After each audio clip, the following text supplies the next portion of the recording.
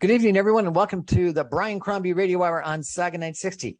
Next week in Halifax, the Center Ice Canadians, formerly called the Center Ice Conservatives, are holding a meeting, conference, convention. I don't know exactly what it is, but they'll tell us a little bit about it, to try to really move their policy agenda and our Canadian policy agenda forward. And so I wanted to check in with the founder and chair of that organization, Rick Peterson, who is also chair of a investment bank in Western Canada called Peterson Capital, as well as Brian Brulé, Dr. Brian Brulé, who is a chairman, founder of a recruiting company across Canada, both members of the organization and both speaking at the conference next week, and understand a little bit what's going on.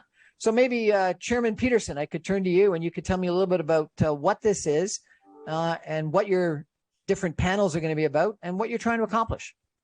Chairman Peterson sounds like a Chinese Communist Party here, Brian. But anyway, no, thank you. I'm a co-founder and I'm a director, and Brian Brulot is one of our advisory council members as well too. So we are hosting, Brian, on October 28th in Halifax, a sold-out conference that's going to be talking about healthcare and foreign policy. And we also have a roundtable with three pundits who are very well known to be conservative, liberals, and NDPs. So it's a great conference, Brian. It's called Kickstarting Canada. And we're going to come out of there. Kickstarting Canada. Kickstarting Canada. How to kickstart healthcare, how to kickstart foreign policy and military readiness, and also how to kickstart basically politics, how to get politics out of the way of policy. So healthcare, foreign policy, Atlantic Canada issues as well.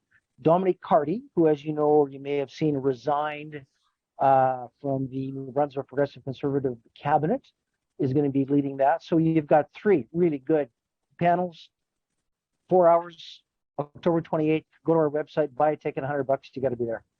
Now, center-right conservatives in the past, Canadians today, is what? You're a new organization that's trying to accomplish exactly what?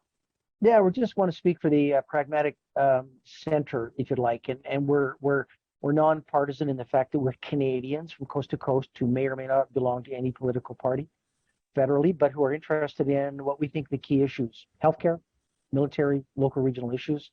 Trying to stay away from the partisan politics, which is part of what is needed, but we're just focusing on issues, Brian. And I think the success we've had since we launched in April, two major conferences, we've now got a provincial structure of volunteers coast to coast of about 120 people. I think it's a good start. Is it primarily conservatives or former conservatives or all, or a mix and match? It's a mix. We've got some NDP people coming to the event on October 28th. We've got some federal liberals. We've got some people that aren't part of any federal political party. That's the beauty of it, Brian. We're centrists. We're focused on pragmatic ideas, and we just want to get stuff done. So I'm going to focus in on foreign affairs and national defense in a couple of minutes with Brian Brulé. Brulot, sorry, I apologize. I'm pronouncing it a francophone manner, I guess. But maybe before we go there, Rick, let's talk about these other panels. So you've got one on health policy. Who's going to be speaking on health policy issues? Andrew Coyne is going to be Brian Lee Crowley is going to be the host of the panel. And then I'm going to give you the names of the three other people. There's going to be Leah Peterson, is a direct relationship to me. She's my daughter, but she's a registered nurse, frontline healthcare worker in the pandemic in Toronto. She was at the hospitals, Brian, that were taken over by the military during COVID. And then she worked as a nurse, has worked as a nurse in northern communities now in Ontario. So frontline feedback, which I think is important, because the other two people are some policy people. We've got Dr. David Zittner from Dalhousie University. We've got Andrew Coyne, of course, and Brian Lee Crowley. So 4 people per panel. Healthcare is broken. Lineups, we have too much money going. We have lots of money going into it, but not getting the outcomes.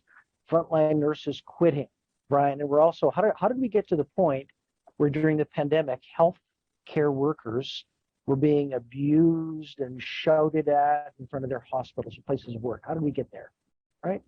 So healthcare is broken. We want 5 pragmatic ideas from Brian Lee Crowley's panel as to how to fix healthcare. So we want to come out of there 5 ideas how to fix healthcare right now. What could somebody do right now? What could the federal or provincial governments do? And then when we go to the military panel that Brian Burlott's on, five key things to kickstart military reforms. And what about Atlantic Canada? That's going to be another focus? It's going to be a focus. Dominique Cardy is going to be there, and I'm just looking at the names. Monsef Lucas, who's from a couple of social groups in Fredericton. Nadine Duguay-Lemay, she's the president and CEO of Dialogue New Brunswick. Dr. Herb Emery, School of Public Policy in University of New Brunswick. Bilingual panel. Dominique Cardy will be leading it. So a fully bilingual panel in the only fully bilingual, formally bilingual province of New Brunswick. It's going to be great. Should be good. Sounds like a fascinating conference. We're going to take a break for some messages and come back with Rick Peterson and Brian Burlott, who runs a recruiting company that has offices across Canada. It's called Maxis, which is a staffing and recruiting company across Canada. But he's also someone who just this past weekend I saw dressed up in a military uniform in a quite impressive wedding celebration. So that's obviously you've got a connection to the military, and I want to hear a little bit more about what you think is wrong with our current Canadian defense strategy and what you think center race Canadians should be doing about it. We're going to take a break and be back with Rick and Brian in just 2 minutes. Stay with us, everybody.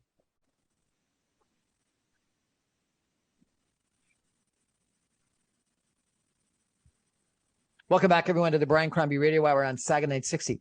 We're going to talk tonight about Canadian defense for the next couple of minutes with Brian Burlott, who is a member of an organization called Center Ice Canadians. He's been involved and active in the Canadian military. He's someone that thinks very strongly about the importance of the Canadian military and a strong national defense, and he thinks there's some problems that we've got going on. He is one of the panelists on a panel that is occurring next week in a conference that Center Ice Canadians are having to kickstart policy discussions.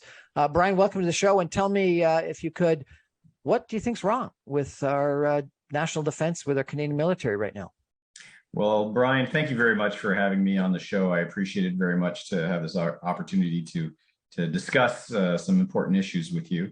When it comes to the armed forces, there's a whole series of issues that need to be addressed. But one thing I want to make clear is we've got excellent, outstanding officers across the board in the general category, general officers in terms of senior officers, our NCOs and our soldiers, the men and women that are part of our forces from coast to coast and around the world. So we've got great people, and we also have some good equipment, although not enough of it.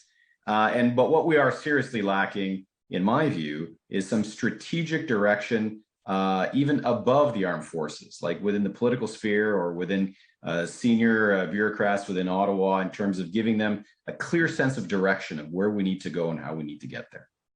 So let me ask you a couple of questions.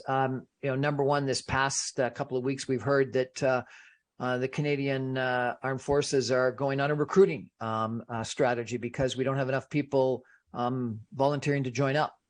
What's wrong? Do they have an image problem, a salary problem? Like, you're the recruiting expert. What went wrong?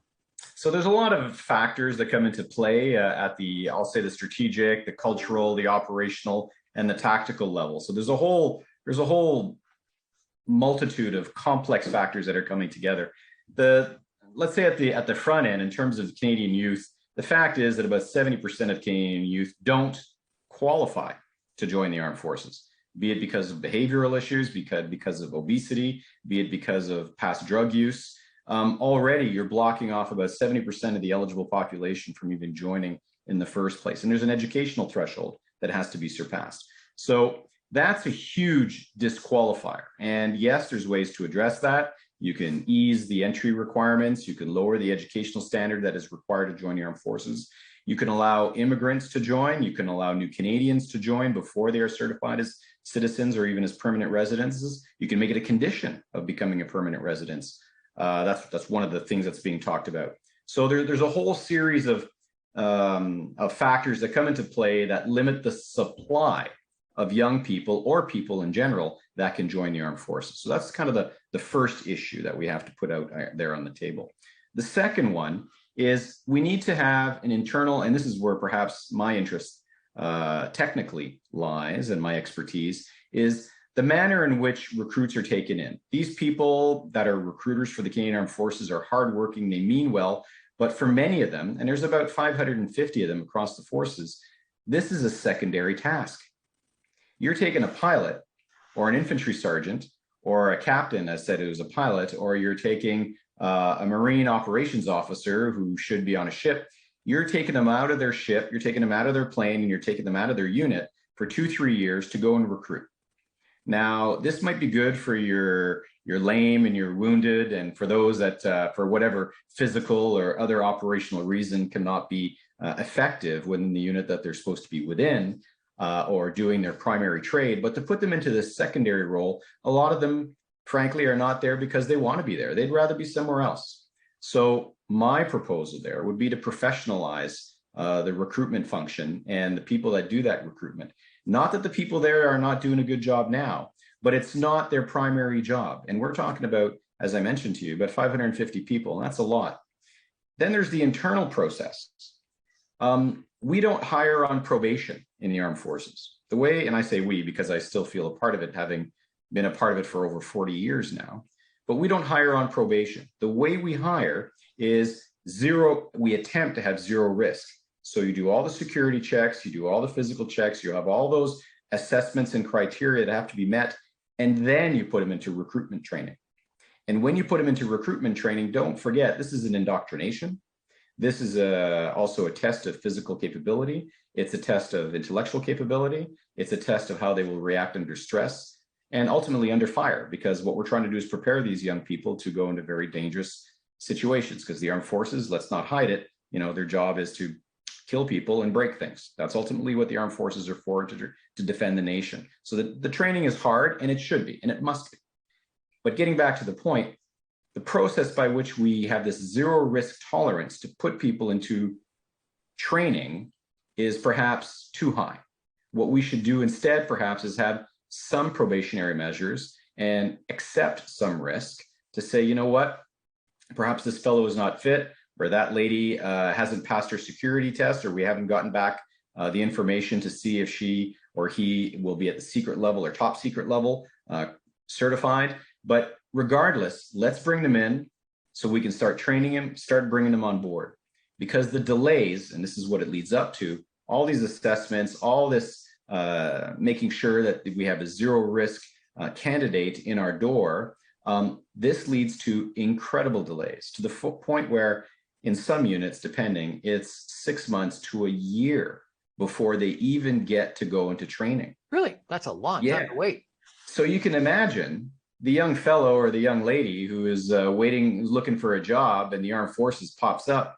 They're not going to wait 6 months or a year to get a paycheck. They're going to go down the street somewhere else and find another job.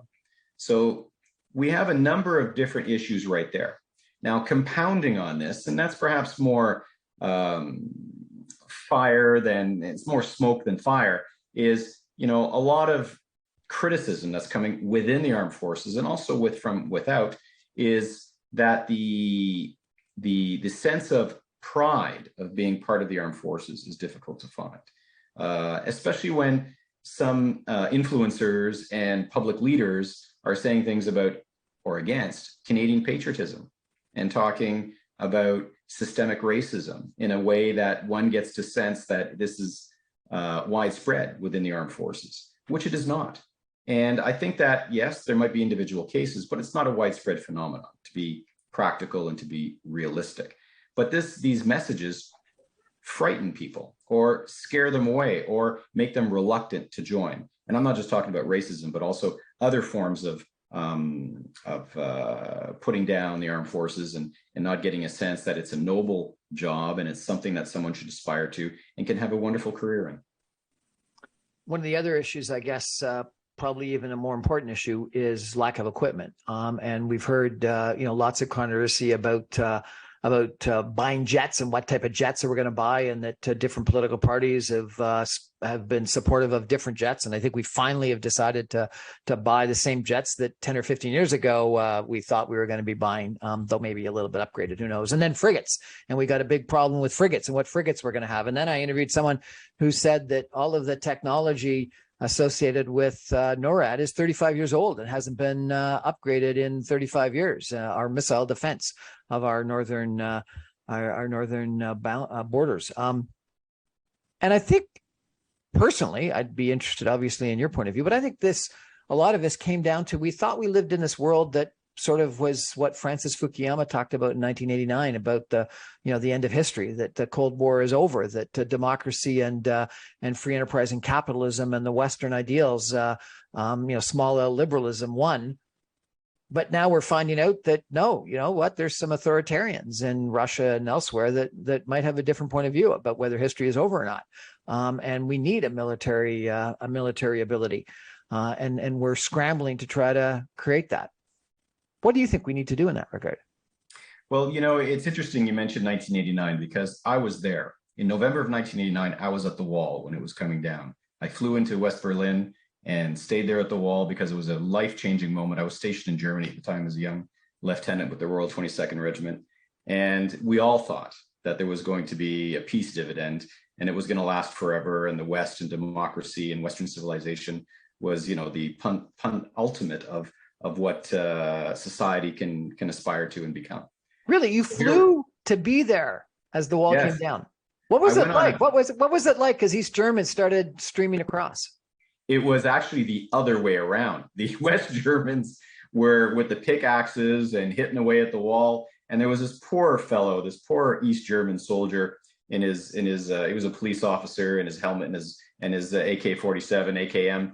And he was just standing there at the wall, and it was like big cracks and holes, and people were just going through. Champagne was flowing. Everybody was like partying. Music was loud. There was somebody who brought their own personal fireworks. It was an incredible scene. It was right beside the Brandenburg Gate, if you're familiar with Berlin. So it was right there that I was standing, and it was like on the second night. And I flew in on a flight, on a Pan Am flight. I don't think that exists anymore, by the way, the airline. And I was out of Frankfurt to West Berlin. Yeah, I remember it very well. It was November 9th. I flew in and we stayed there for a couple of days. What an incredible experience. That must have had a big impact on you and what you thought in regards to what our military needed to do in the future. So I was absolutely stunned when I went there. You have to understand, I was at that time, I was 25 years old, 24. I was 24 years old. And I had been training since the age of 13, Army cadets, and then joined at 17 in the armed forces and the infantry and the military college. And I was absolutely flabbergasted because my whole life and everything I had absorbed, learned, trained, read, exercised was to fight against these people. And then all of a sudden, there they are standing not 3 feet away from me. And I'm kind of going, my God, this is like an incredible, moment, which it was. And I stayed there all night. I stayed there till the wee hours of the morning. It was, about a kilometer from Checkpoint Charlie, right by the Brandenburg Gate. And it was an incredible, incredible experience. And since then, I apologize, Brian, but since then, we engaged Russia and China and Iran and other countries that have got authoritarian leaders, and we sent, we opened up McDonald's and we opened up factories and we employed them and we traded with them, and we became reliant on them, either energy in Russia's case or supply chain for tons of consumer products in China's case, thinking that by integrating them in the Western world, we would have peace forever.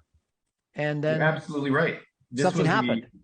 This was the thought, through commerce and rules-based order and through freedom of expression, that somehow these two societies, Russia and China in particular, we're talking about Russia really in this case, when we're talking about the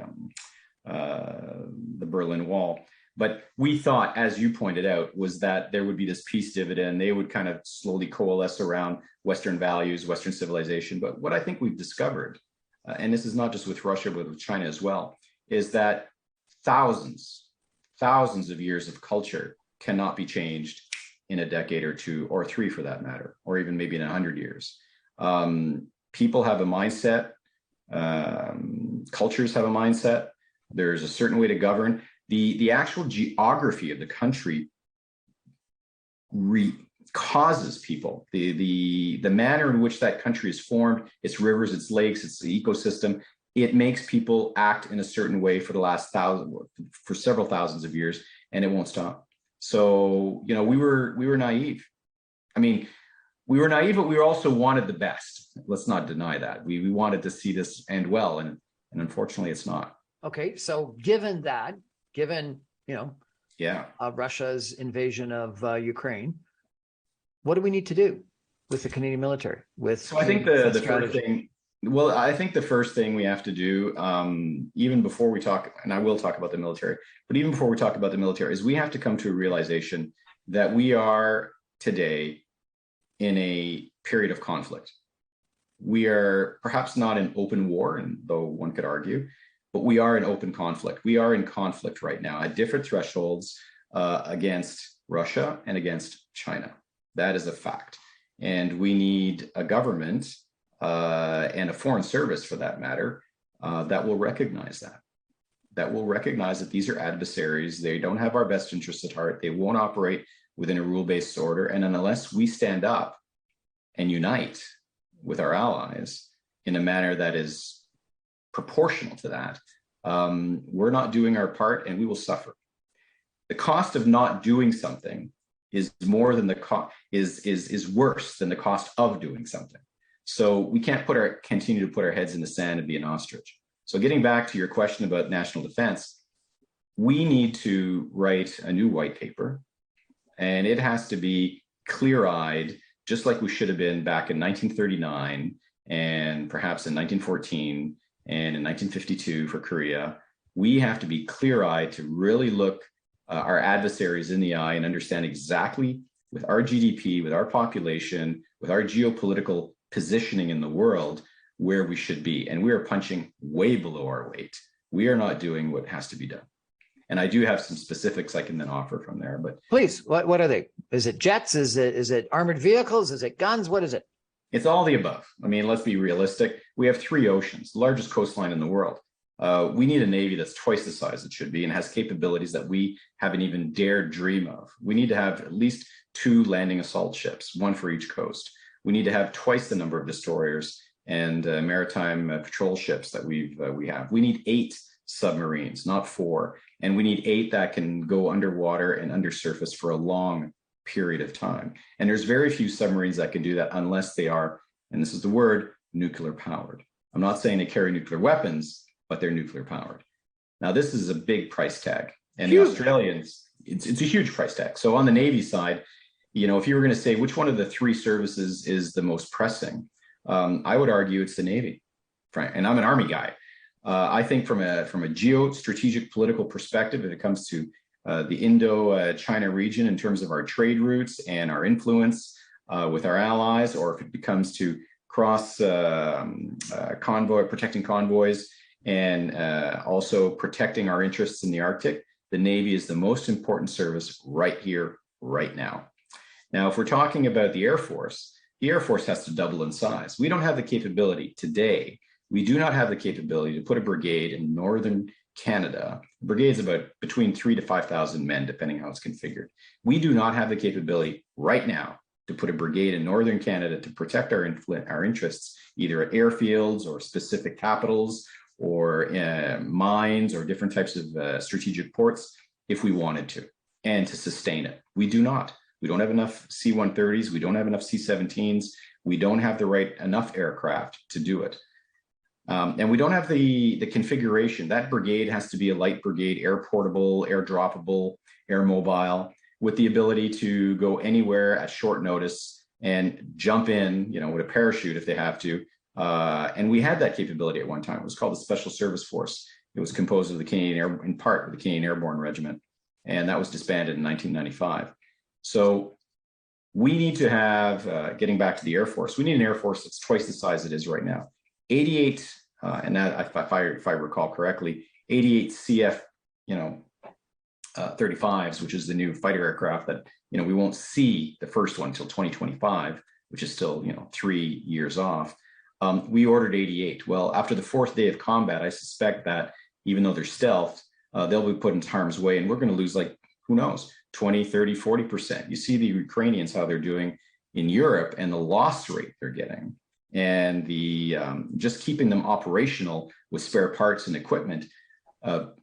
It's incredible. So we're going to need at least twice as many fighter aircraft as we have just to meet our alliance obligations, not just defend the North, but also send send aircraft overseas into Europe in a fighter capability, and to do the same against China if it ever came down to that, in protecting Taiwan and the first island chain that encloses and contains China. So the Air Force needs more. And then finally with the Army, I think the Army at 4 brigades, we have 3 brigades, regular force brigades, and we have 10 reserve brigades right now. The regular force brigades, we should augment by 1 more brigade, and that would be the one that's deployed. In terms of the reserve force brigades, 10, that's fine. But what we don't have is the manpower and the soldiers that we need to have to fully meet the establishment of those brigades, which typically should be anywhere, depending again on configuration, 3,000 to 5,000 soldiers each. And the biggest way to do it economically is with the reserves. And the reserves, there's a whole series of issues there. They get short shrift, their budgets are cut because it's an easy place to cut budgets. So that's the Army side. All told, we probably need a combined force of about 100,000 regular force troops and probably about 50,000 reserve troops, and then twice the amount of equipment that we have today. And that 100,000 that we've got now, what is that compared to the 100,000 you're saying we need? What is that compared to what we have now? So today, the numbers are a bit,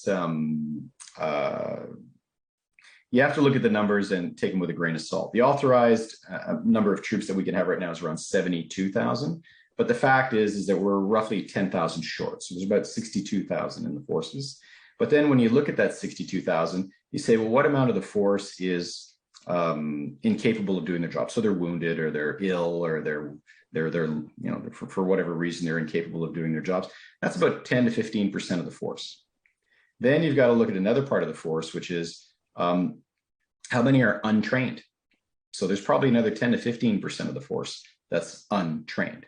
So you're talking about 30% of the force that is either not trained, the existing force, not trained for the tasks they have to do, or they're incapable of doing it because of a physical ailment or something of that nature.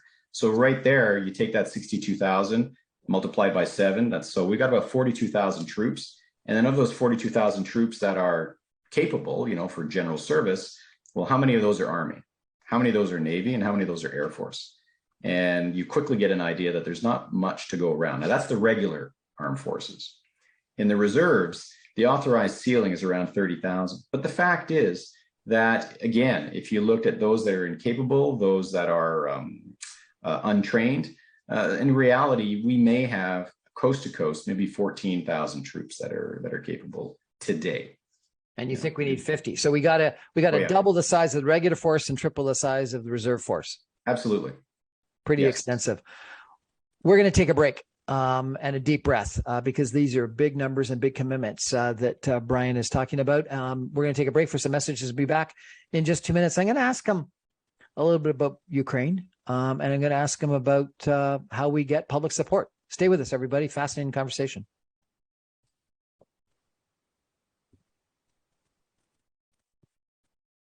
Welcome back, everyone, to the Brian Crombie Radio Hour on Saga 960. I've got 2 gentlemen that are part of the founding organization of an organization called Center Ice Canadians. They used to be called Center Ice Conservatives. They've changed their name to Center Ice Canadians, and they have a conference coming up next week in Atlantic, Canada, to really try to, they call it jumpstart the policy discussion. And I think what they've got is this idea that we need to, talk about things at the middle of the political spectrum where they think the vast majority of voters are, rather than necessarily in the extremes. And I want to come back to that in a couple of minutes if I could. But Brian, I want to ask you a question. You've talked a lot about what needs to happen with the Canadian military, both from a forces standpoint, from a recruiting standpoint, and from an equipment standpoint. But if you thought that the biggest threat right now is authoritarian governments, dictators that believe that the rules-based order, that the sovereignty of countries is not something they're going to respect, then didn't the Secretary of Defense in the United States have it right when he said that we want to, effectively weaken Russia, and this fight in Ukraine is the best possible way of doing it, and so therefore the best strategy we have, the best thing we could do not only from a Russian standpoint, but frankly to set an example for any other dictator or authoritarian government that thinks that they're going to, invade the sovereignty and challenge the sovereignty of countries, is to support the Ukrainians in their fight and send them as much bloody equipment as we possibly can, and train them and do everything we can to ensure they're victorious. Because if they're victorious, isn't that going to be the best possible defense for the rules-based order, for democracy, for the Western world? So I think when you look at what the Secretary of Defense said and his positioning on this, sorry, go ahead. When you think about and when you examine what the Secretary of Defense of the United States said, you have to take it in the context of he's coming across with cold, hard, realpolitik. He's nailing it down. The thing that authoritarian governments only understand is power and its force. And if we have that power and force and we use it, or have the capability or the doctrine that we claim, and we will be using it, so deterrence, that is the first line. So before we even had Ukraine, if we would have had a proper deterrence posture in NATO with the United States, Canada included, and we had said the right things and done the right exercises and deployed the troops and the ships and the aircraft in the right positioning, probably we wouldn't be with Ukraine today. So deterrence has a value. And when I speak about increasing the size of the armed forces, it's so that no one will doubt our will and our capability to defend ourselves if and when the time comes, or to assist our allies. But having a huge army doesn't do you any good if you're not going to support the Ukraine, does it? So back to Ukraine. So I think it does. So right now, Ukraine, the employment of NATO forces, including Canadian forces, in regards to Ukraine is to do so, but to do so off Ukrainian territory. So in a training capacity or a logistical support capacity, as long as we don't step into Ukraine. What the Secretary of Defense is saying, let's show Russia and take Russia and the authoritarian leaders out to the woodshed and show them who's boss and let them bleed on Ukrainian soil. Absolutely. He's using realpolitik, and he's talking the language of authoritarian dictators, which is force. And the United States and NATO collectively have the deep pockets, the technology, and the supply chain to make sure that Ukraine wins this fight. And Ukraine has the will. Therefore, you think we do? We have the ability to ensure that Ukraine wins this fight. Absolutely. There's no question in my mind. It's all about political will. And so far, the alliance is holding strong. And I think governments and people, the populations and the citizenry within those countries are realizing that there's no other way to go but to hold the line.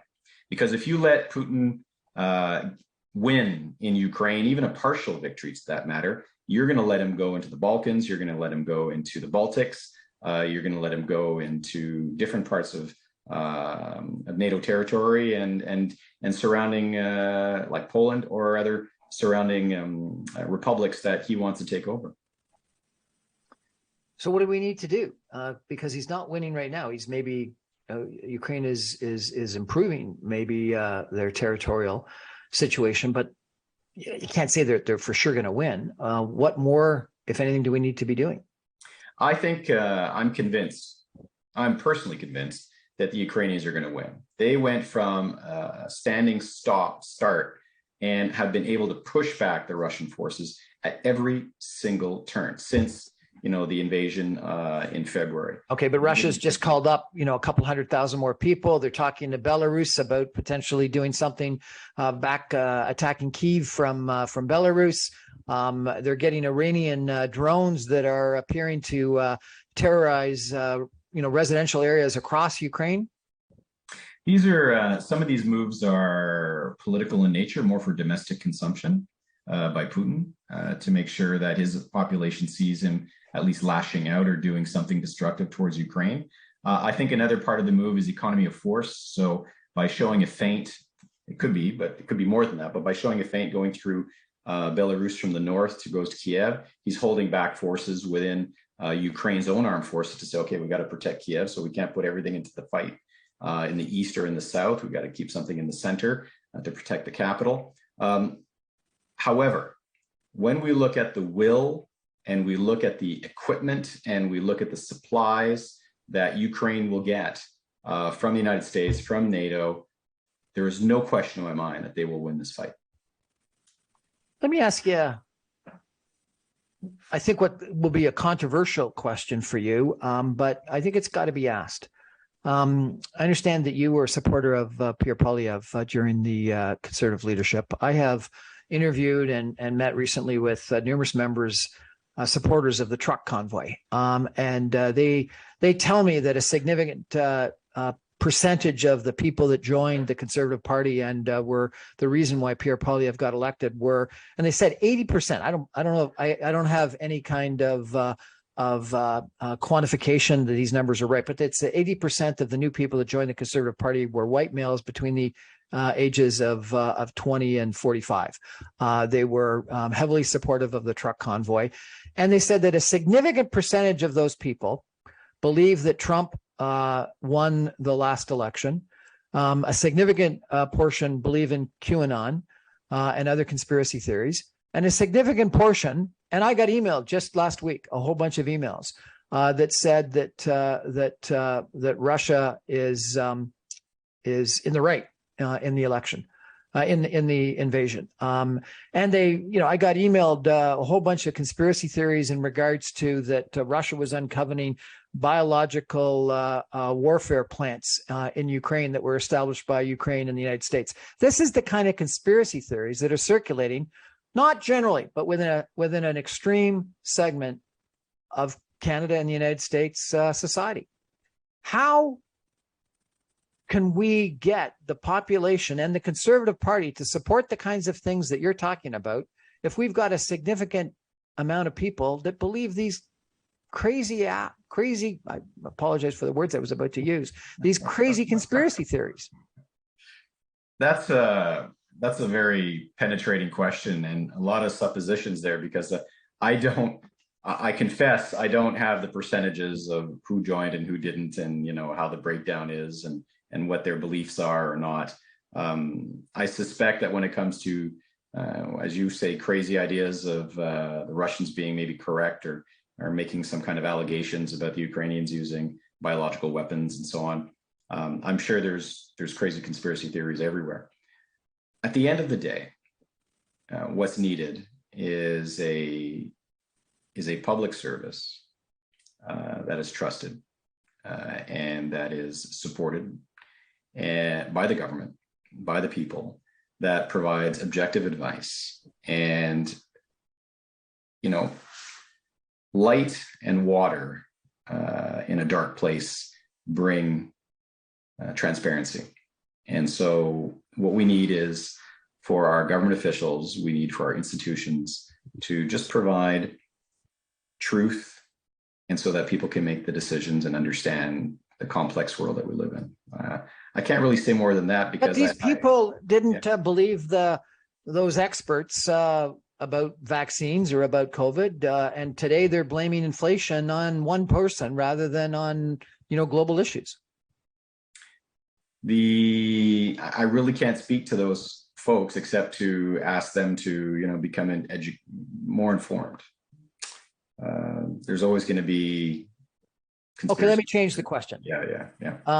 To finance what you think needs to happen, right, you're going to have a substantial increase in government funding.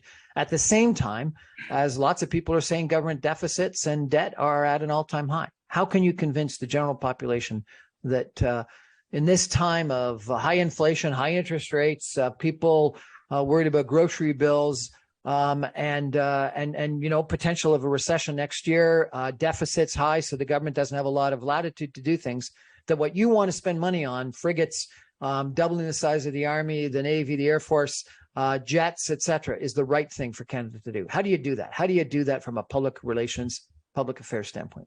Well, I think it would need leadership, and it would need transparency, and we need to treat the Canadian population in a serious manner.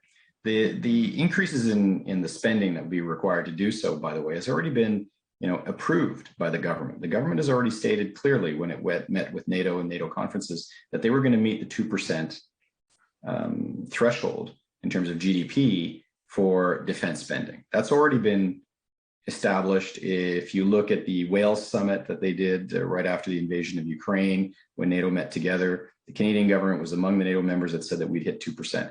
And many members of NATO have done so. We have not at this stage. In fact, our spending is probably one of the lowest rates in decades. If we were to attain the 2% that we've already said we were going to do, then we have the funds necessary. I think the bigger challenge would be the procurement challenge and the ability to actually acquire these systems and this equipment and the recruitment that we've already talked about. That would be the bigger challenge. But what we need right now is the government to commit to, well, informing the public, as you mentioned, and taking leadership on the issue and describing how, frankly, dangerous the situation is geopolitically in the world today, and where Canada needs to stand up and be part of the fight and needs to be part of a coalition of the willing, of the Western democracies. Two more questions, if I could. Yeah. If Putin uses nuclear weapons, even small tactical nuclear weapons, but nuclear weapons, what should Canada and NATO do? And second, if China invades Taiwan, what should Canada and NATO do?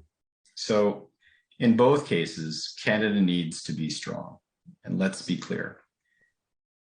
The use of nuclear weapons, the first use of nuclear weapons, even if it's a tactical, small tactical nuke, and that's, that's a point of context when you say small in the case of nuclear weapons. And in the case of Taiwan, we have to imagine, what if we don't do anything? What's the message to the tyrants? What's the message to the dictators? The message is, okay, you can blow up part of Ukraine and occupy it.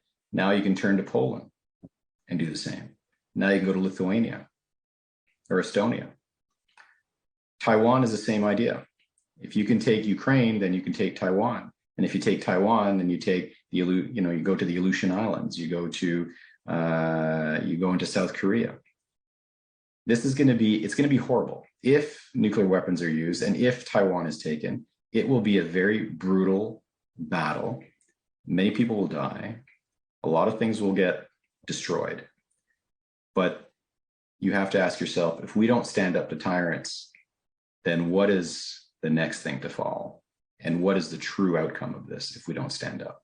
So we have to put our line in the sand like we did with Hitler and stop these tyrants. Brian Brulotte, thank you very much for sharing your views. This is a conversation that needs to happen, and I look forward to your panel next week. We're going to take a break for some messages and come back with some concluding comments with Rick Peterson and Brian Brulotte of Center Ice Canadians in just 2 minutes. Stay with us, everybody.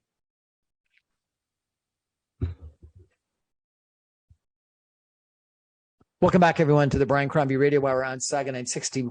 Just had a couple of very hard-hitting moments with Dr. Brian Brulotte sorry, I apologize. The name of your recruiting company, sir?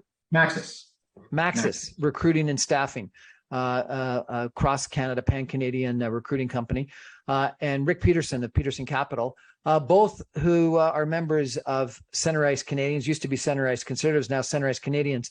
And we've been talking with Brian, particularly in the last couple of minutes, about Canadian defense strategy, how we deal with tyrants, et cetera, and previous with Rick Peterson about Canadian healthcare strategy and what we need to do to address some of the challenges that we've got.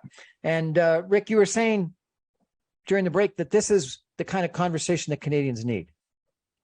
Really is, Brian Crombie, because listening to Brian Brulotte here, I could just sit here and just listen for an hour. But can you imagine, we're going to have 45 minutes in Halifax with not only Brian Brulotte again, but Peter MacKay, former Minister of Defense, Chris Alexander, former diplomat for us, and in charge of immigration as well too, but very strong in foreign policy. And we're going to have Kim Fawcett-Smith, former retired Canadian Armed Forces woman who was served, reservist who served in Afghanistan. So Canadians want to hear this kind of thing, Brian. They want to hear what Center Ice Canadians are doing. We're approaching ideas and policies that matter, and we're ignoring what's happening on the fringes, the noises that the parties are all using for clickbait and to attract Twitter follows and likes. So this is phenomenal. And I'd encourage anybody who can check out our website at centericecanadian.ca. Check out what's going on. We're selling tickets still in Halifax. If we raise enough money, we'd like to be able to live stream it. So if anybody wants to donate 10, 15 bucks to it, it would help us. But this is conversation that counts, Brian. This is stuff that counts. This is real thrill to be here. And thank you for inviting Brian and I both. But looking forward to Halifax Friday the 28th. Well, it's a pleasure having both of you, and thank you for the conversation. But I guess my question is, how do you get that message out? When so much of our media is fixated on the horse race, where the polls are, who's going to win, and so much of our politics ends up being, I think, focused on the extremes of whether it's the extreme of the right or the extreme of the left. How do you get that word out? How do you get the message out? And the vast majority of people, there's been a lot of polling that says that people make the decision on who they're going to vote for in like 15 seconds based on whether they think the person is trustworthy when they look at their face. And what you're asking people to do is to actually really get into policy and understand policy. This past weekend, there was an election in British Columbia, and it was interesting. Turnout was up, and incumbents lost almost across the board. New mayors and new councils almost everywhere. While in Ontario, it looks like we're sleepwalking into the municipal elections, and people just don't care. So how do you make people care? How do you make people sit up and listen and think about policy? Ken Sim, who is the new mayor-elected of Vancouver, there's been some analysis out there. The return of the center. Ken Sim was a centrist, my understanding of it, right? So he just put together a policy that dealt with healthcare and police. Interesting. Think about that. This is what we're talking about. Healthcare and our foreign police. Issues count. People are not silly, Brian. When it comes to election time, Brian Crombie, when it comes to election time, our role as Centerized Canadians is just to make the parties focus on ideas that count and people that count. Brian Mulroney, who's relatively successful, 2 straight consecutive majorities, has said, you know what, you can play on the fringes, but over the last 135 years, it's been the center that delivers majority governments. People in the center listen to people like Brian Brulotte and what these conversations are. This is the place to be, not on the fringes. We're very happy to be here. Thanks to you for allowing us to have a voice. Brian Brulotte, Rick Peterson, Centerized Canadians, thanks so much for joining us tonight. Really appreciate the conversation. Brian, it was a pleasure. Thank you. That's our show for tonight. I remind you, every Monday through Friday at 6 o'clock on 960 AM. You can stream me online, even from Edmonton, Rick, at www.saga960am.ca. I look forward to hearing what you guys have got to say next Friday in your conference. Good night, everybody.